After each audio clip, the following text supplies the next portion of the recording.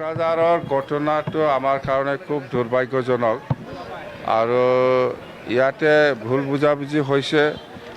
ইয়াত কোনোবা থাৰ্ড পাৰ্টিয়ে সোমাই পেলাই যিটো ৰাজনৈতিকভাৱে এইটো এডভান্টেজ ল'ব বিচাৰিছে বা গণ্ডগোল কৰিব বিচাৰিছে, সেইটো আমি কেতিয়াও এনকাৰেজ নকৰিম।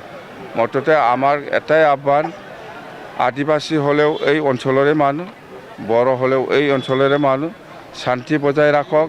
আমি সেইটোৱে আপিল কৰিছোঁ। সকলোৱে এই অঞ্চলৰে মানুহ, কোনো বাহিৰৰ মানুহ নহয়। আমি ইয়াতে থাকিব লাগিব, সাৰা জীৱন ইয়াতে থাকিব লাগিব, ইয়াতে কাম কৰি খাব লাগিব, একেলগে থাকিব লাগিব।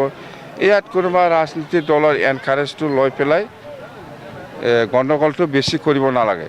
মোৰ এটাই আহ্বান আছে, ইয়াত থাৰ্ড পাৰ্টি সোমাইছে, এইকাৰণে এইবিলাক ঘটনা হৈছে, নহ'লে এনেকুৱা নহ'লে হয়। ঘটনা নাই, ইয়াৰ ব্যৱস্থা লোৱা নোলোৱা প্ৰশাসনৰ হাতত।